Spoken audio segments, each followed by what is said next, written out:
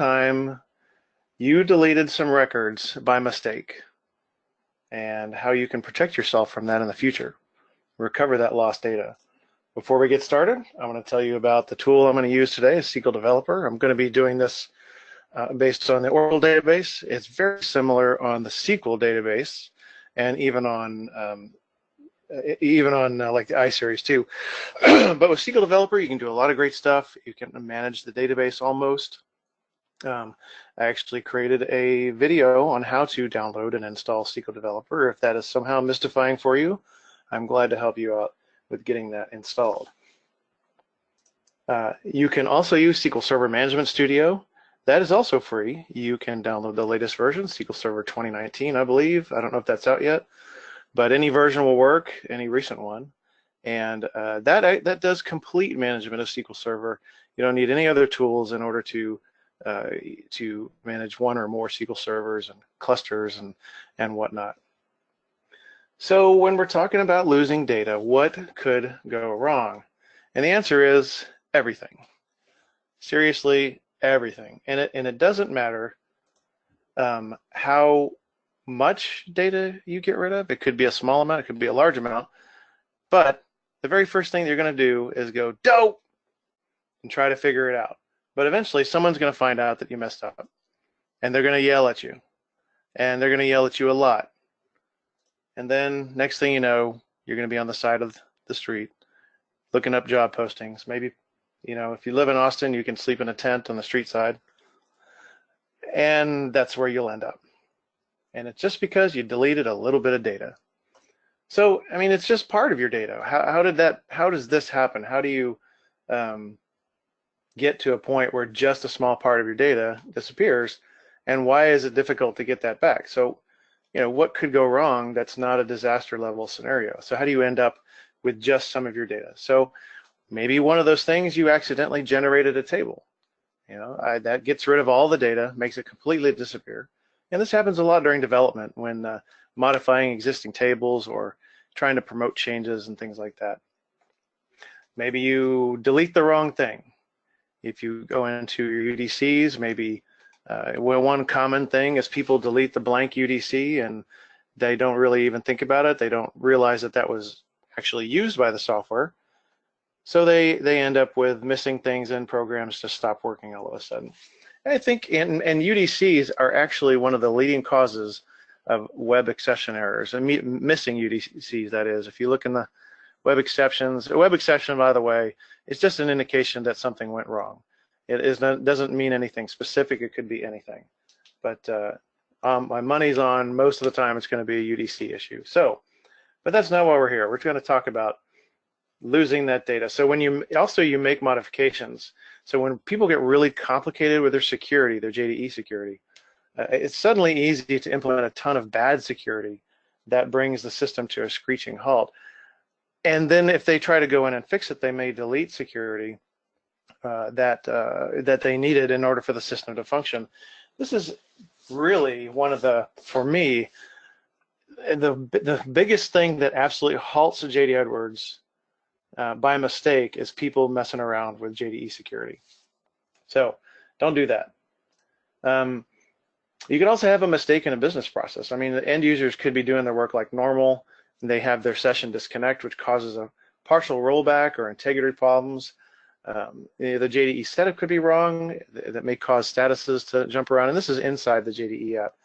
And the wrong processing options might make a UBE update every record instead of just the few that were necessary. So people not really paying attention to what they're doing with the UBE. And it actually gets worse when you have direct SQL access. People who have access, if it's more than read-only, they can delete data. I've seen people go in to fix a column and end up updating 100 million records, and it was based off of some weird criteria which changed. You can obviously directly on the SQL access, you can drop tables and indexes, and then bulk data loads and imports, it could fail partway through without any indication of which part of it failed. So it takes a little bit of effort to make sure that these things don't cause an issue. So before you make a change, you really want to back up whatever you're affecting, back up the tables. Now you can back up an entire table, multiple tables, or a subset of that data in a table. You can export the data from the database itself using one kind of database export. You can create this table to a script. Basically, you hit a button like in SQL Developer, and it will churn out a big text file that includes all the data and the table structure. You wouldn't want to do that with a very large table, obviously, because that would just crash your system. You can also do snapshots in SQL Server. Even a VMware snapshot can help you recover from a major operation, although that's a bit of overkill for trying to get stuff back from one location. So how do you use OMW to back up a table? So that's actually pretty easy. I'm going to switch over to my fat client here, and I'm going to show you exactly how to do that. So we've got, this is our lab, one of our labs here at JD Edwards. Anybody who's been inside JD Edwards is going to know all about this, but I'm going to pop through it. So if you want to get a new table, I'm going to put in, let's see, I'm going to add, click the add button, and it's going to be a table. Click OK. And the object name, I'm just going to call this F55 Bill. Description is, Bill is awesome, because he is. Product code 55, system code 55, and column prefix is BR. And that's how I create a new table. So I don't really, I can put this in here. I'm going to put like, go into the design tools and add some indexes, or some columns. While we wait for the table design to load. I mean, I know most CNCs are not going to be entering, creating tables from scratch, but, you can see what is going on here. So if I'm looking for the columns that I want to put in here, I'll get like A, B, A, and 8, and click find. Come on, or A and 8, sorry, not A, A, B, A and 8. Maybe this lab isn't as good as I thought. That's alias, that's what it is. See, I've been a DBA for too long. That's my problem. And then I'm going to put in UPMJ, and let's do one more JOBN. Doesn't really matter. This is just a fake table, and I will make an index here. Let's add an index, and it's going to be Bill 1, and if we, let's see, I'm going to add address number, and that's it. So we've got an index on address number. We'll save that. So now your index is created and saved. Close this window, and then the next thing we do to create this table, and I'm just creating this for fun, is we can go to table operations and do generate table. And we're going to put this into business data test. Whoop, that's not test. Business data test. Okay. So you saw that message there said generation successful. That doesn't actually come at the end of the operation, which kind of is not so good. Also, when you click generate table, it actually generates the indexes as well. So how would you copy an existing table? Well, let's do that real quick. I'm going to go ahead and find in the search bar here, foot 101, and bring that over into my project here. One day. And if I want to back this table up, I can go into the table design right here and go to design table operations and do copy table. So this data source, I'm going to say, okay, find business data. We're going to do business data test. And I'm going to copy it to, let's do control tables test. And then click OK. And it's done. So now I have a copy of that table. And you can't copy a table using OMW to the same data source that you are copying it from, because that doesn't allow you to rename it. So how would you do this inside SQL Developer? let's go in there. So I'm going to do a quick select star from testdta.fo101. Let's just make sure I'm in the right place. There we go. So in here, I am going to, hang on, I switched to the, let's just go to the next screen, switch to back up a table with SQL. I will go back to my screen, and so I'm gonna create table testdta.fo101 underscore bill1 as select star from testdta fo101, and so now I have a complete copy. So one of the things that happens when you do this, it doesn't copy any indexes, so you're not going to have an index on this table. Also, if you don't put the environment prefix in there, if I didn't put testdta in there, it would go into the user's table space. So you know, if I was logged in as me, for example, I can copy this and just take this off right here. If I just did fo101 bill 1, same table, but now when I do a select star from fo101 bill 1, that's selecting from a different space than the other one is. So if you don't want anybody else to see the tables that you are creating as work and, you know, accidentally drop them or delete them, don't put the environment name in there, the schema name, and just put no name, and then it's reserved for you forever. All right, so when you back up a table with SQL, I just did that, so I've created an exact duplicate of the table minus the indexes. If I wanted to, say, create a table, if I'm just modifying a subset of records, I can do create table fo101 bill 2 as select, same thing, select star testdta fo101 where let's see, ABAT1 equals C. So only the customers. And if we do select star from that, and boom, we see that down here on the right, the ABAT1 is all C. So, you know, that's like if you're working with a multi-billion record table or something really huge, just back up the records that you're modifying. And that way you don't have a giant 300 gig table sitting there being done. So what are the pros and cons of doing this? If you do with I forgot to mention, you can do R98403 as well. So that's a batch version. You know, as a CNC for 20 years, I got to say that having R98403 and OMW has been great because it allows me to manipulate tables and copy things around. But as a DBA, I absolutely hate it because people always find a way to mess it up, and then I have to go in and you know, go fix it. So anyway, you can just use the version 1. We'll pop that open. We're going to go ahead and submit that. And the very first thing you get is, let's get the target name of the environment. So the target, we're going to make that DV920. No, actually, you know what? We don't want to do it that wide open. So we're going to go to target is, sorry, control tables test. No, we can't do it there because we already have a copy in there, don't we? So we're going to go to central objects DV920.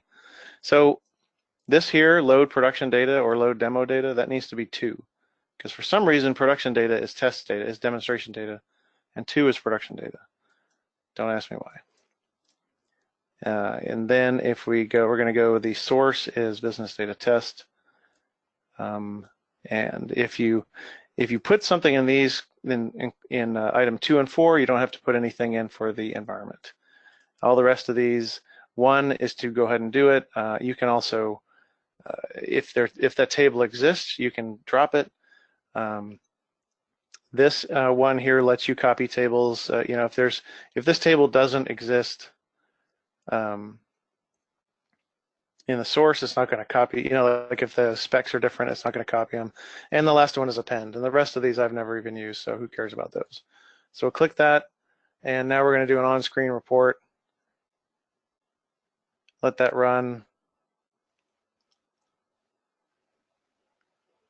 See that? Not nearly as fast as doing it on the SQL. See that? Because oh, wait a minute. You know what I didn't do? I didn't put in data selection, so that was very interesting. So here's what I'm going to do. This is going to be fun. I'm going to actually kill this task, and I can fix this. Besides, it doesn't really matter if I have these tables sitting in the central objects database. Be pretty easy to drop, but since I just copied nearly half of everything in there, let's go ahead and take a look and see what we got. We go to, also when you're in SQL Developer, this is a pretty good little tip here. When you're looking for your tables and you open up tables and you're like, where's my tables? My tables are not in there. These are just your tables, the ones that you created. See, here are the ones that I didn't put the schema name on. If you want to see the tables for JD Edwards, you have to go down here to other users and open it up there.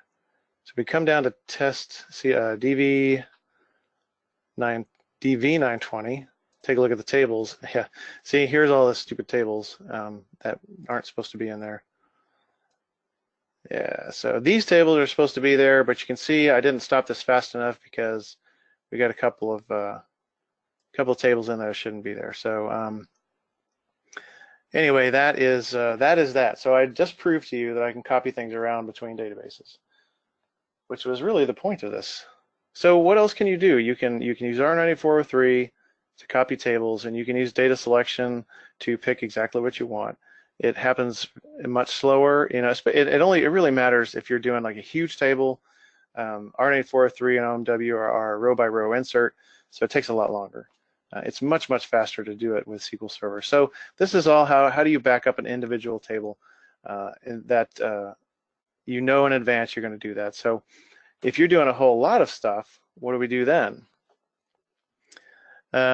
Snapshot export. So there's a lot of different ways that you can do it, but using the, if you're going to do a big bulk data load, or maybe you're going to refresh upwards from PY to PD central objects or something, maybe you just want to export that entire database just in case. And also if you're doing an upgrade, when you go through a big upgrade, taking one full backup or snapshot of your data so you can quickly put that in is going to be a lot better for you long term.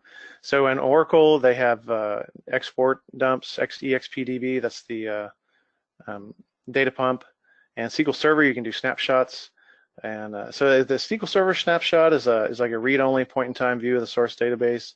Snapshot DB actually starts at 0 size, and it increases in size as the activity occurs. So it's kind of like a poor man's Flashback. Oracle Flashback is really cool, but this way you get a full copy of the SQL Server data, but without the entire size. It just puts in the changes. So you create a snapshot before a bulk data load in case you need to roll back, because with the snapshot you can just say roll back to when the snapshot occurred. You can only do that at the command line. Now the Oracle export, that takes a really long time because it's pulling out all of the data and creating a giant file to put this stuff in. And depending on how you do it, on the restore, it could take a long time. There's a couple different ways to do it. You can import it to replace all the tables, and then it has to generate the indexes, or you can truncate all the tables and then it doesn't have to generate the indexes. So there's these are all ways you can leverage before you start whatever you're doing. And don't worry, this presentation that I have, I've got all these commands and everything in here that I'm talking about that you can actually use on your system right away. And this includes SQL Server as well. And now we talked about some other tools to use. The SQL Developer I mentioned, SQL Server Management Studio, which I haven't shown. You can also do decent SQL using iSeries Navigator. And in that, for those of you on iSeries, you just go to Databases, then Schemas, then whatever your schema is, and All Objects. Then you right-click. So if you wanted to generate, for example, generate the creation data for your the table, you right-click Generate SQL on the table, and it creates a big SQL statement in your text editor to create the table from scratch. And of course, there's other ways to copy tables inside iSeries, not using the Navigator. So anything can go wrong Anything that can go wrong will go wrong.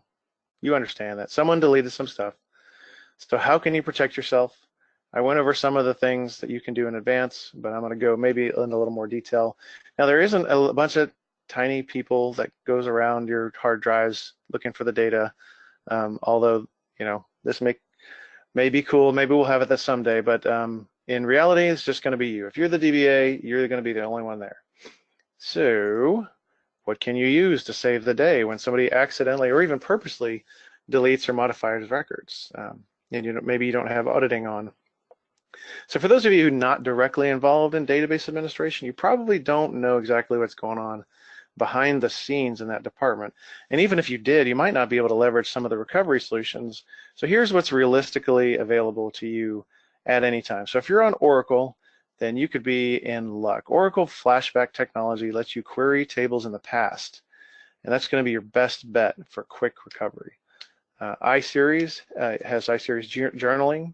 It's equivalent to transaction logs, but it has to be explicitly enabled, and all the tables in a transaction have to be journaled. So it's a transaction level thing, which you can shut off per transaction. And this is often used for auditing. Obviously database backups and DR sites and snapshots and things are going to protect you. But there's also some other options. Maybe there was data in a lower environment that you had a refresh recently.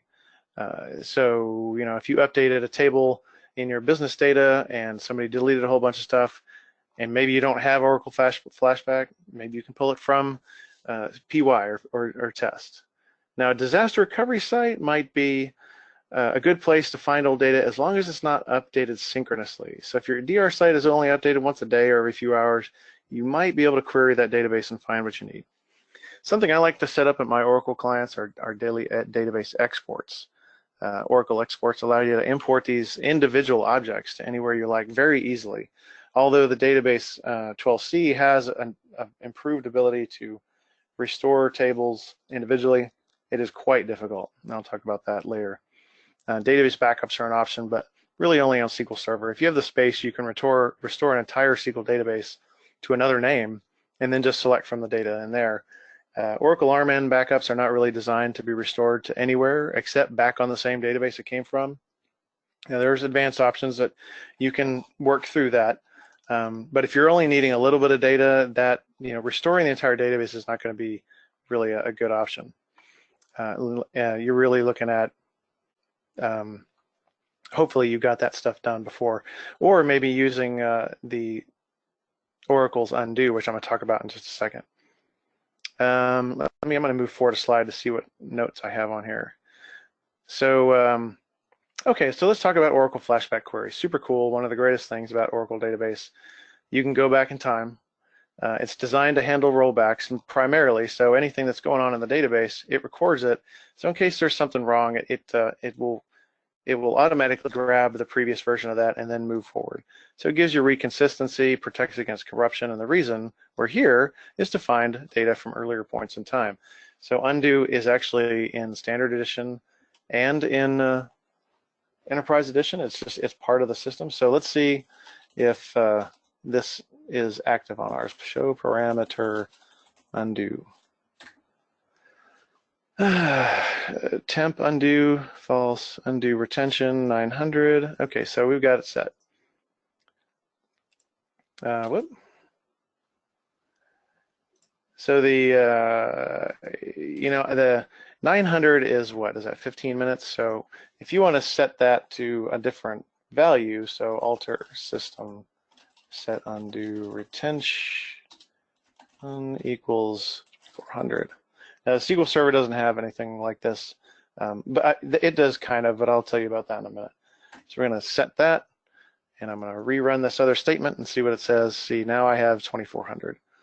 And 86,400 seconds is a whole day. You can set retention as far back as you're comfortable and have the space to manage. So the more undo you have, the easier it would be to back up individual bits of data, but the more undo you have, the more space you have to have available. So if you want to set your undo back to 5 days, you got to figure out how much data you create in 5 days and set aside that disk for that. So how does this work? Let me go to, let's create another table, create table sy920.fo950. And let's do underscore back. And this is kind of to talk about people who mess up the, oh yeah, sorry, I missed a part here. sy920 fo950 underscore back as select. Can't type today. Select star from. Get rid of the back on this side. And there we go. So now we have the table. So now we can delete some records. I can show you the rollback. We can delete it again and commit and stuff like that. So first, when you're, if you're looking at a table, and this is to demonstrate to you, after the fact, somebody deleted some stuff. So we're going to use this underscore back table, and that's we're going to pretend that's our live table. So let's just do a real quick select from 950 where fs user equals JDE.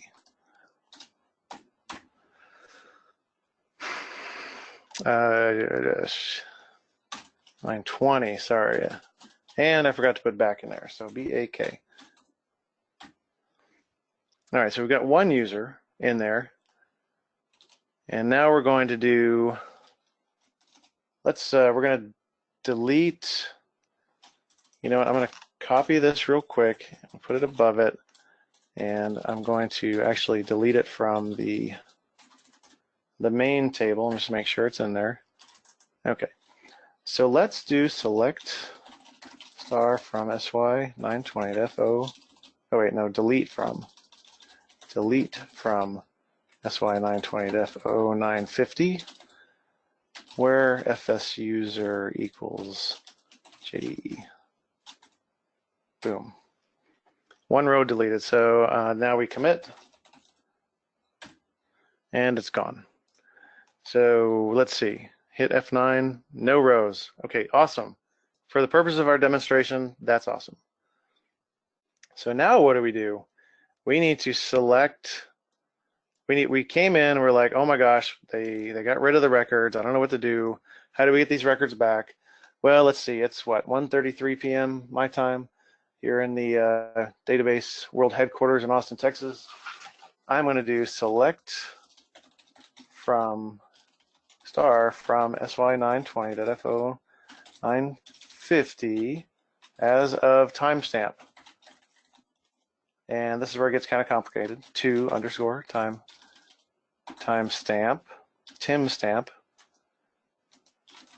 You don't want timestamps, they're not as good. 2019-09-12. And we're going to look at 13/30/00. And we're going to get it in the format of a 4-digit year to month to day and 24-hour. Oops. Time. Where fs user equals, come on, give me an equals. There we go. JDE. And double quotes don't work. So now all that typing, what do? There we go, check it out. When we look back at that table to 1:30, there's the record. So what do? We can take this, we can do a lot of things with it. We can recreate the table from scratch. We can create a whole new table based on this timestamp. So we can do create table, blah, blah, blah, as select from timestamp, or we can just insert into sy920 and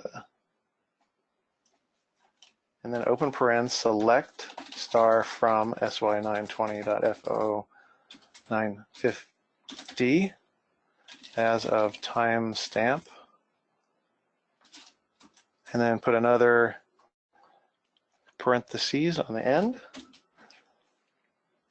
Okay, just real quick before I do it, I'm going to go up here and run this other one right here just to show you that record is not in there. Okay, so there we are. So now we're going to run our bottom one. See, run one row inserted. I'm going to rerun the commit and now rerun this one here. And look at that. got our record back from the past. That record is from the record's perspective, it just went in the future 5 minutes. Oh, and on a related note, I am working on a time machine myself, and based on some of the stuff I've done with Oracle. And unfortunately, the time machine only goes forward at normal speed right now, but I will let y'all know when I get that part fixed out. Anyway, so when sometimes you'll have to delete some records out of the live table in order to insert values back in, because, and especially true for UDCs.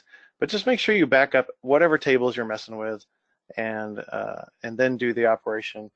So you don't, if you get to a point where you're trying to insert duplicate records at this point, you're going to end up carving up that target table so much that it's not going to look like anything that it was before. You don't want to be in any more trouble than you already are.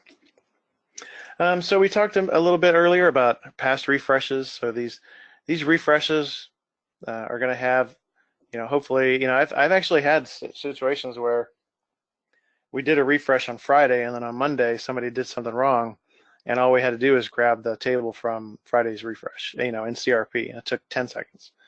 But that doesn't really work if you last refreshed 3 months ago, and it doesn't work for system, server map, object librarian, or data dictionary, because nobody really refreshes that. But if you're in luck, just query the lower environment. If you are smart enough to have a disaster recovery site, a DR site is a complete copy of your entire system. If it's not synchronous, which most DR sites are synchronous, you might be in luck, you can query the DR database and bring the data back. Now, if you're using a synchronous availability group or data guard, an active data guard, probably not going to be that much of an option for you. But if you're doing log shipping or something that requires, that only updates every 4 hours, that could be a valid option. Talked about Oracle exports. That's a point-in-time copy of the database. If you're smart like me and you did an export every night, you can use that to restore some individual objects. Now, this is not something that's set up by default. If you would have to write a script and schedule it, but it is definitely something good. And honestly, it's not going to work if your database is 4 terabytes. That would just be crazy. Now database backups are an option. SQL Server is much, much better in this regard. It's extremely easy to restore a SQL database to a different name. You just need the space to do it. And then you can peruse that database back and forth any way that you want, and then copy it straight over to another database inside the same instance. With Oracle, it's technically possible to restore an RMAN backup, but it's not designed for that. You want to use recover table space or recover table or something like that. The drawback with recovering from RMAN in any way, even using the fancy recover table, is that it creates a whole new database instance and then goes through every archive log, every backup, and everything, recreating every block that has the data in it that you need. So it may have to create half the database in order to rebuild that one table. Not entirely useful, but I mean, it's better than nothing. Okay, now we talked about SQL Server Snapshot. I've already mentioned that. It is very lightweight, and if you're not gonna, you need to have it running forever. You can really quickly snapshot back.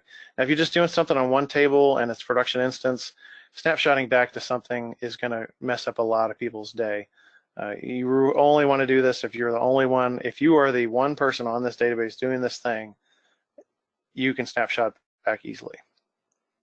So what if none of that works? You don't have any backups, and no one did an export. There's no DR site. Your undo table space is only 15 minutes long, and this happened 2 weeks ago. Or maybe you just don't have a DBA at all, and you don't know how to get it. How do you get any of that stuff back? So there's some really advanced methods of recovering data. Some of them require third-party software. Some of them require a little bit of hidden magic, hidden functions, things that you may not necessarily, you can't really easily find anywhere. Oracle does have Flashback transaction, which is in Enterprise Edition.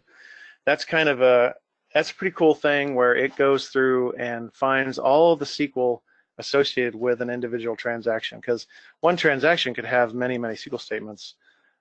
And if you restore just one part of that, you might not be getting everything that happened, and you'll still be in there trying to munch out your data just to get it back to where you were before, and feeling like you might have to do a restore anyway. Flashback transaction can run through all that stuff and get it for you. Obviously, many third-party tools like Redgate, APX SQL, Lightspeed, Idera, those are able to read the T-logs and the redo logs and things a lot better. Now, Microsoft actually has some hidden functions to read your backups, your T-log backups, and you can restore things by the LSN. It's kind of complicated. I would say that's a kind of a last resort thing. It's better than nothing, and you can find usernames and times and the statements. There's in iSeries, there's really only one thing, the DB2 recovery expert, that I know about to get things after the fact when you have nothing to protect you. One interesting fact about people without, or companies that don't have a backup or disaster recovery plan, that it's I forget the exact number, but it's right around 90% of the companies who don't have a disaster recovery plan, and they lose all their data, then 90% of them go out of business. Because while you can buy computers and disks all day long, it's your data that, that's what your business is. So some other ways that you can get rid of stuff is to drop an entire table. And this happens a lot in JD Edwards. I dropped a table once, and the client never asked me back. They had me come in, and they were having me refresh some stuff, and they said, when you're done, drop blah, blah, blah table. And it was a small table, but it turned out to be extremely critical. And I ended up having to refresh them back 3 days to get that table back, because their DBA wasn't taking any backups. So I don't know, whose fault was that? Was it my fault for dropping the table? Yeah, partly. Was it his fault for not having a decent backup plan? Yeah, I'm going to blame him. So anyway, what happens when you're regenerating a table? So in OMW, if you go in and click that that button there, let me show you. Where's my OMW?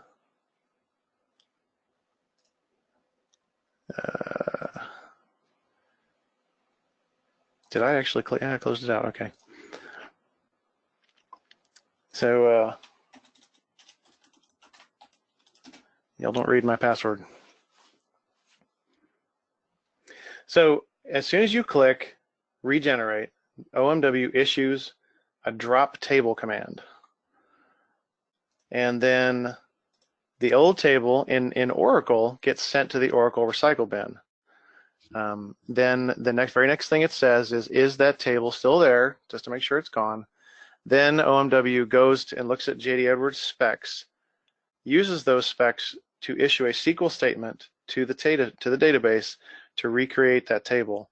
And then it goes and looks at the JDE specs for all the indexes and recreates every index individually after it's done. And it does this with an empty table. All of your data is gone. If you use OMW to delete a table, it issues a drop table command, just like before. It actually deletes the table specs from JD Edwards for that environment, and then deletes the OL information, and finally checks to see if the table is gone. So I sure hope you backed it up. If you drop a table using any method, the table and all of its data is gone. To get it back, you have to restore from backup. Otherwise, you're going to have to restore the whole database. But if you have an Oracle database, lucky for you, there's a thing called recycle bin. So let me show you that real quick. Running out of room here, huh? Okay. So let's see, show parameter recycle bin semicolon. Parameter, okay, so I got to learn how to spell. There are no, okay, so it's on, we're in luck, good. All right, so we created a table, FO101 bill 1, I guess. So let's drop table FO101.bill1. Wait. F0101 underscore.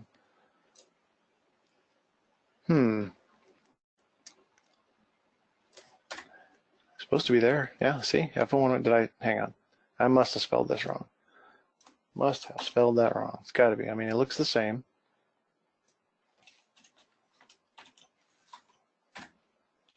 Oh, well, there you go. I don't know what I did wrong, but it's gone.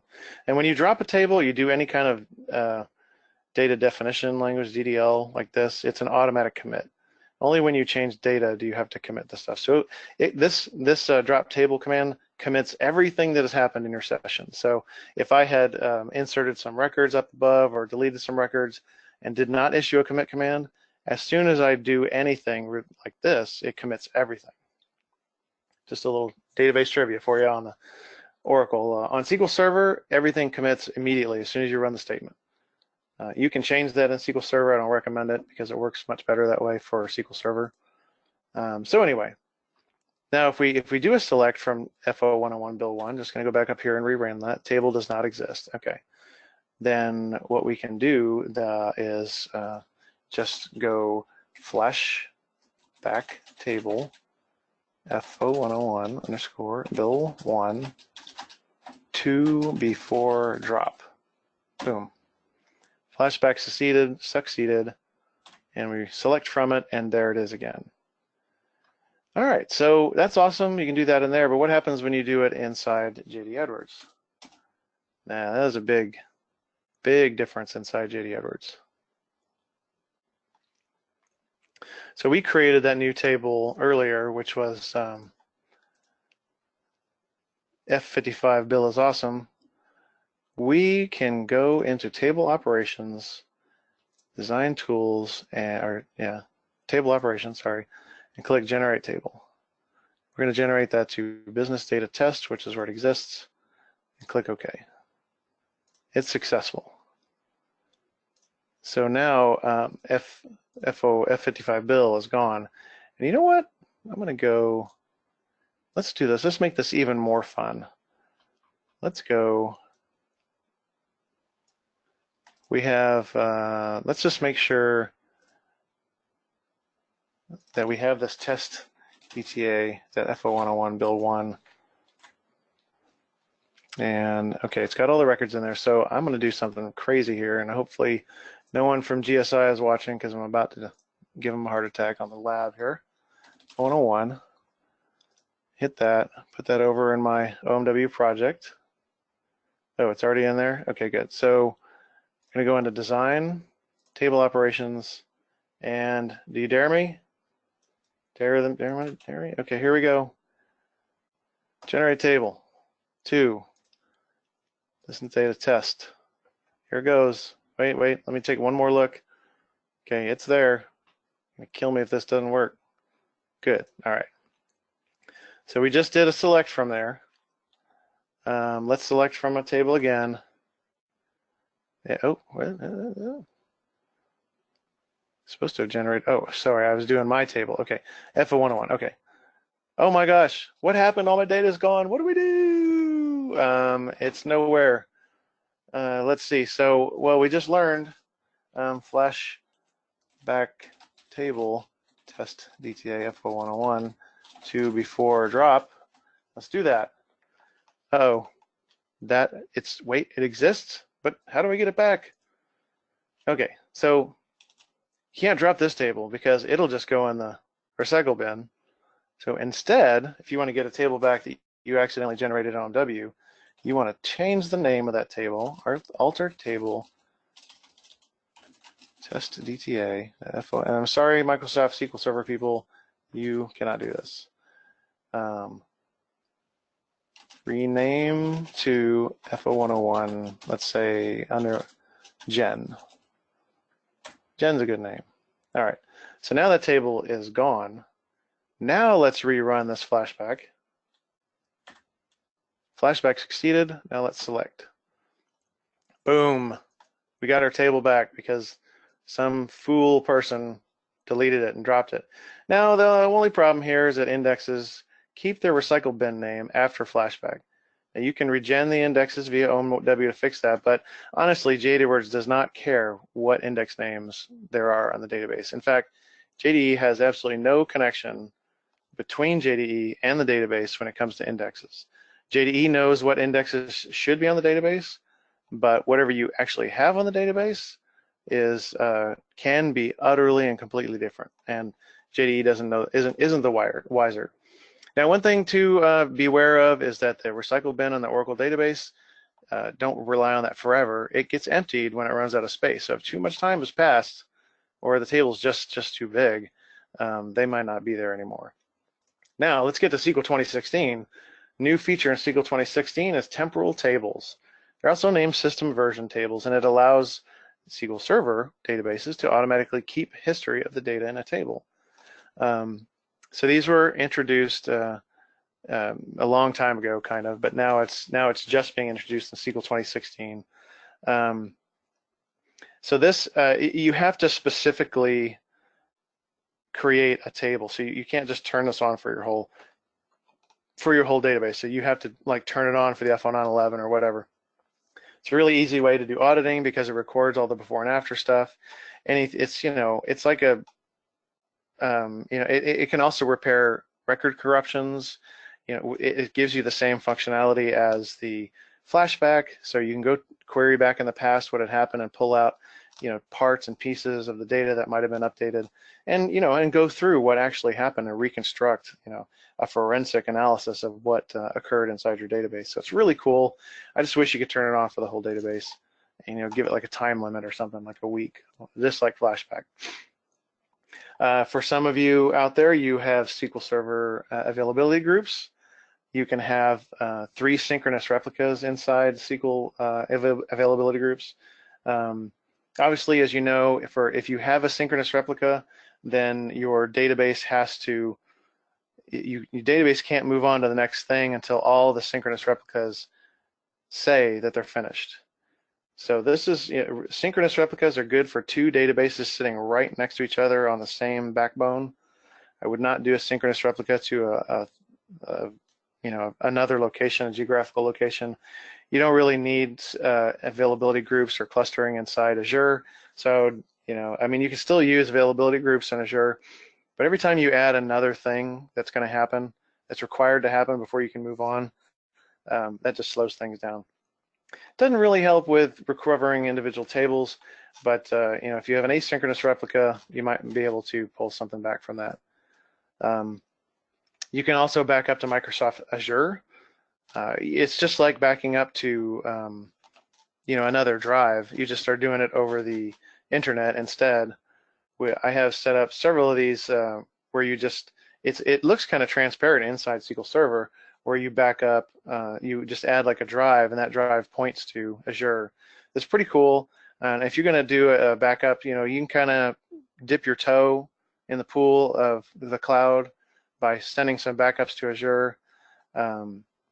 You can do your snapshot, or you can do snapshot styles. You can do traditional full differential log backups, things like that, or just throw something out there just in case you need to pull something down later on. And you can never be too protected, right? In Oracle 12c, we can, I don't know how many people are still on previous versions, but they introduced the recover table. Like I said, it goes through all the backups and archive logs to build that table up to a point in time. It's pretty time consuming, but it doesn't take as long as a full backup. For one example, had a client with a 3 terabyte database who lost a single table. And we had to go through and do this recover table. And it built an entire database instance and churned through probably 60% of the logs to build the table. And we ended up having like a terabyte of data just to get that one table. So, you're going to have some extra space. You can also have, in Oracle 12c, container databases, a little expensive, but you can have like your JDE database could be one pluggable database, and you could have a refreshed version on another one. You can clone very quickly or very slowly, whichever you want. It's a really great way to have copies of data quickly, to be able to create them quickly on another in another container. Also, you can duplicate a lot better in Oracle 12c. So if you want to duplicate an entire database from one to another, you can do that as well. It's not going to be as fast as preparing in advance, obviously. And you can do in 12.1 and later, you can do active duplicates using backup sets. So you don't have to actually duplicate your live database. You can duplicate it from a backup, which is a lot better than restoring an RMAN backup to an existing instance. So true disaster recovery is a whole other topic, and that's where you lose everything, like a whole building or your data center, which doesn't happen very much. It's much more common for you to lose a tiny amount of data that you should have backed up before you went. And true disaster recovery, where you have multi-site locations, availability groups, or Golden Gate, data guards, not something you can do easily, and you can't do disaster recovery with just backups and exports. That's probably the lowest level of disaster recovery. If you're depending on your backups for disaster recovery, then your recovery time is going to be however long it takes to restore that database. So 24 hours, who knows? So if you're gonna protect yourself 24/7, 5 nines and things like that, you're going to need multiple locations, duplicated servers, clusters, load balancers, availability groups, zones, and so on and so on and so on. This is all about surviving the close call. You can't protect against every disaster. With the techniques I've talked about today, at least you have the ability to get out of a scrape or two. At the very least, you know what's available, and you can use that knowledge to manage a minor/major recovery situation. That's all I have, Brooke. I'm going to change it back over to you. Great. Thank you so much, Bill. That was great. All right. Just let me know when you can see my screen. I see it. Okay, perfect. All right. So, all right. Well, thanks again so much, Bill. I would just like to cover a few follow-up items, and then we'll move into our question and answer section for our webcast.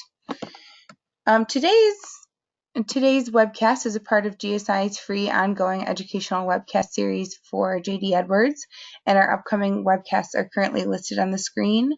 Feel free to go out to getgsi.com/JD Edwards webcast to view our most up-to-date schedule. We also have a couple of orchestrator workshops coming up, one in Orlando on September 19th and one in Houston on October 1st, where you can actually get your hands on the product and set up some real life use cases. And we also have an upgrade workshop, a 9.2 upgrade workshop in Dallas on October 3rd. And we also provide extensive free educational resources for the JD Edwards community, including our weekly educational webcasts, our monthly newsletter called the GSI Insider, and our online resource center where you can access on-demand webcasts, white papers, and so much more. And we also offer on-site and virtual workshops. If you'd like to sign up for our weekly email reminders or upcoming webcasts, or our monthly newsletter, you can go to getgsi.com, go to our resources and events tab on the main menu, and then you can select JD Edwards on the right. And you can see we have webcasts, resource center, newsletters, and events.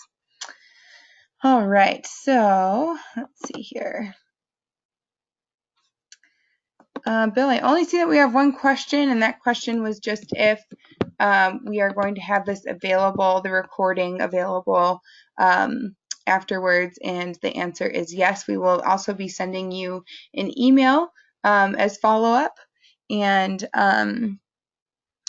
after you exit today, you will receive a link that will take you to a short 1-minute survey.